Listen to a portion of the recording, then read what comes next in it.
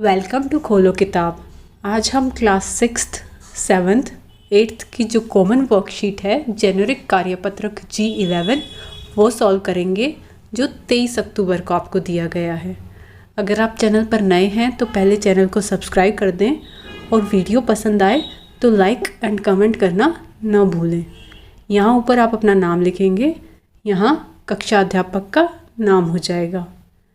इस जेनेरिक कार्यपत्रक में हमें कपड़ों के जो विभिन्न प्रकार होते हैं उसके बारे में बताया हुआ है। चलिए पहले रीड कर लेते हैं क्या दिया हुआ है, उसके बाद क्वेश्चन आंसर सॉल्व करेंगे। प्यारे बच्चों, हम तरह तरह के कपड़े पहनते हैं। सर्दियों के कपड़े अलग प्रकार के होते हैं और गर्मियों के कपड़े अलग प्रकार के होते हैं। ये आपने देखा भी होगा, सेम कपड़े तो नहीं पहनते ना आप सर्दियों में और गर्मियों में। सर्दियों में आप वुलन क्लोथ्स पहनते हैं, जबकि गर्मियों में आप सूती कपड़े जिनमें आपको कम गर्मी लगे ऐसे कपड़े पहनते हैं। वहीं जब सर्दियाँ आती हैं तो आपकी मम्मी आपके सर्दियों वाले कपड़े निकाल देते हैं जो वुलन होते हैं, जिनसे आप सर्दी से बच सके ऐसे कपड़े। क्या आपने कभी सोचा है कि ये कपड़े बनते कैसे हैं, उन्हें किस चीज़ से बनाया जाता है? तो चलिए कपड़ों के बारे में थोड़ी जानकारी जुटाते हैं। कपड़ा मानव निर्मित चीज़ है। मानव निर्मित मतलब इंसानों ने बनाया है उसे, कपड़े को। कपड़ों का उपयोग हम कई तरह से करते हैं। कपड़ों का उपयोग पहनने के लिए किया जाता है।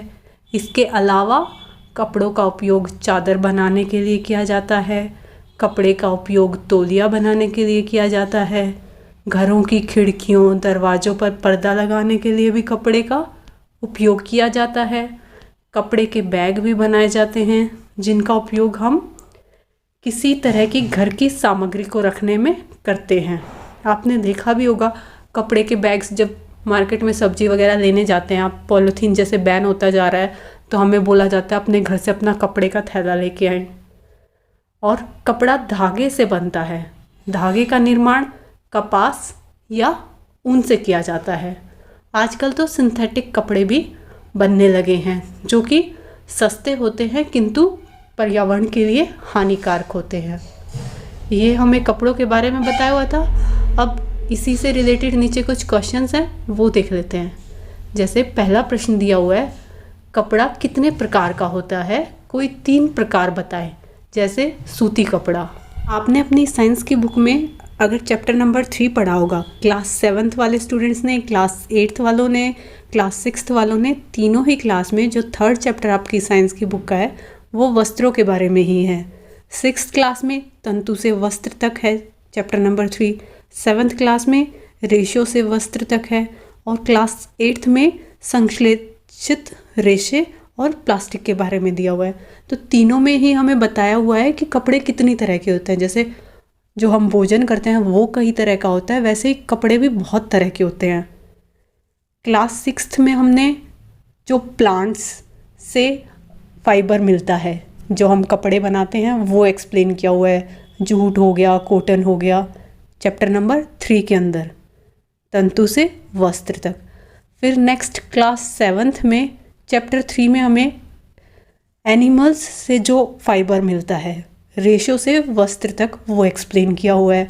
और क्लास 8th में सिंथेटिक जो कपड़े होते हैं उसके बारे में बताया हुआ है। तो आप इसका उत्तर लिख देंगे। फैब्रिक हम ये सब पहले पढ़ चुके हैं क्लास 6th में भी, 7th में भी, 8th में भी, कि फैब्रिक कई तरह का होता है। कॉटन, वेलवेट, सिल्क, वूल, डेनिम, शिफॉन। मार्केट में भी आप गए होगे तो आपने देखा होगा जॉर्जेट का कपड़ा चाहिए, कैसा कपड़ा चाहिए, दुकानदार सबसे पहले यही पूछता है। तो आप इसका उत्तर लिख देंगे। कपड़ा विभिन्न प्रकार का होता है। आपको कुछ एग्जाम्पल भी देने हैं। जैसे इन्होंने बोला हुआ है ना, जैसे सूती कपड़ा, तो जैसे सूती कपड़ा हो गया जो हम गर्मियों में पहनना पसंद करते हैं। ऊनी कपड़ा, रेशमी कपड़ा, नायलॉन का कपड़ा, पॉलिस्टर का कपड़ा आदि। ये मैंने कई एग्जाम्पल लिख दिए हैं, आपको कोई भी 3 लिखने थे तो आप ऊनी, रेशमी, नायलॉन लिख देना। पॉलिस्टर याद रहे तो पॉलिस्टर लिख देना। अब नेक्स्ट क्वेश्चन नंबर 2 है, हमें कपास और ऊन कहाँ से प्राप्त होता है? तो ये 6th क्लास वाली बुक में हमने स्टडी किया था कि कपास के पेड़ होते हैं, कॉटन बॉल्स। चैप्टर नंबर 3 में आपको इसमें लिख देना है कपास के पादप होते हैं, पेड़ होते हैं, उन पे छोटे छोटे फूल से लगते हैं, वो फिर फ्रूट बन जाता है जिससे हमें कपास मिलती है। और ऊन कहाँ से मिलती है? ऊन एनिमल्स से हमें मिलती है। शिप होगी, ऊँट हो गया, याक हो गया, बकरी हो गया, और भी कई जंतु हैं जिनसे हमें ऊन मिलती है। नेक्स्ट क्वेश्चन नंबर 3 है, पहनने के अलावा कपड़े का उपयोग किन किन कार्यों में किया जाता है? तो ये अभी हमें स्टार्टिंग में ही एक्सप्लेन किया था कि पहनने के अलावा चादर बनाने के लिए, तौलिया बनाने के लिए, खिड़कियों दरवाज़ों पर पर्दा लगाने के लिए, बैग बनाने के लिए आदि। आप ये सारे यूजेस लिख देंगे। नेक्स्ट 4th क्वेश्चन है, कपड़े के आविष्कार से पहले मानव कपड़े की जगह किन चीज़ों का इस्तेमाल किया करता होगा? घर वालों से बातचीत के आधार पर लिखिए। आपको बताना है कि पहले इंसान क्या पहनते थे। अपने घर वालों से बातचीत करके फिर आंसर लिखें। बिल्कुल स्टार्टिंग की अगर बात करें तो उस टाइम पे मनुष्य कपड़े नहीं पहनते थे, क्योंकि उनके शरीर पे ऑलरेडी इतने बाल होते थे कि उन्हें सर्दी गर्मी की इतनी दिक्कत फील नहीं होता था, सर्दी गर्मी में इतना ज़्यादा। फिर धीरे धीरे इवोल्यूशन हुआ, वो चेंज हुए, उनकी बॉडी थोड़ी चेंज हुई, उनके बॉडी से हेयर्स रिमूव हुए और ज़रूरत पड़ी शरीर को ढकने की गर्मियों में, सर्दियों में।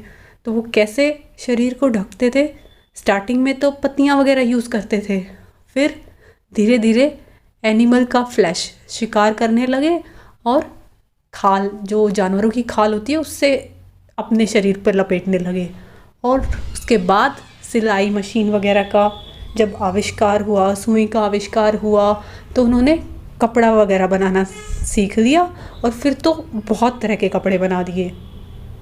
तो आप इसके उत्तर में क्या लिख देंगे कि कपड़े के आविष्कार से पहले मानव कपड़े की जगह वृक्षों की छाल, वलक, बड़ी बड़ी पत्तियों अथवा जंतुओं की चर्म और समूह से अपने शरीर को ढकते थे। उसके बाद कृषि समुदाय बसना आरंभ हुआ और लोगों ने पतली पतली टहनियों, घास आदि को बुनकर चटाइयाँ वगैरह बनाई, टोकरियाँ बनाना सीखा। फिर जंतुओं से ऊन निकालना, जैसे भेड़, बकरी वगैरह जिन पे ऊन आती है, उनसे ऊन को निकाल के और उसकी आपस में ऐंठन करके लंबी लंबी लड़ियाँ वगैरह बनाना सीखा। और लास्ट में फिर उन्होंने कपड़े बनाना सीख लिया। अब तो बहुत तरह के कपड़े बनते हैं। नेक्स्ट प्रश्न 5 दिया हुआ है, पहले और आज के पहनावे में क्या अंतर आया है? तो ये आपने देखा भी होगा, पहले का पहनावा कुछ और होता था, अब पहनावा कुछ और हो गया है। विद टाइम काफ़ी चेंज आया है, टेक्नोलॉजी में भी चेंज आया है। पहले इतनी सिलाई विलाई नहीं आती थी, आजकल मशीनें इतनी आ गई हैं कि आप स्वेटर जो पहले हमारी मम्मियाँ वगैरह हाथों से ही बनाती थी, अब तो मशीन से भी इतनी अच्छी अच्छी बन के आ जाती हैं। सो क्या चेंज आया, आप इसके उत्तर में क्या लिख सकते हैं? पहले कपड़े हाथ से बनाए जाते थे, वे काफ़ी सरल और पहनने में आसान होते थे, जबकि अब वर्तमान पीढ़ी नई तकनीकों के आगमन के साथ कपड़ों के निर्माण में सुधार और उन्नत है।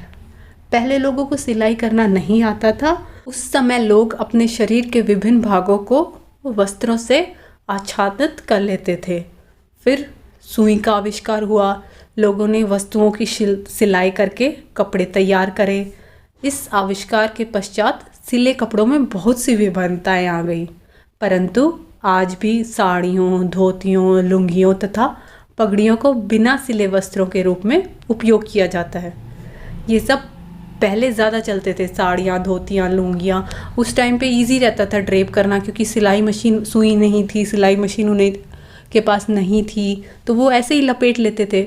बट अब भी ऐसा नहीं है कि अब ये पहनावा नहीं रहा है, अब भी ये पहनावा है आज के टाइम पे भी, जो बिना सिले हुए हम उपयोग में करते हैं। आजकल तो इन चीज़ों को भी सिल के यूज़ किया जाता है। सिली सिलाई साड़ियाँ, स्टिच साड़ी आपने सुना होगा, स्टिच धोती सुना होगा। जिन लोगों को नहीं बांधनी आती है उनके लिए स्टिचिंग करके दे देते हैं। ऐसे ही पगड़ियाँ भी सिली सिलाई आती हैं, बस आपको सर पे रखनी होती है। पहले लोग खुद से बांधते थे उसे अच्छे से। इसी के साथ ये वर्कशीट हमारी कंप्लीट हुई। मिलते हैं नेक्स्ट वीडियो में अगली वर्कशीट के साथ। Don't forget to like, comment, share and subscribe the channel. Thank you.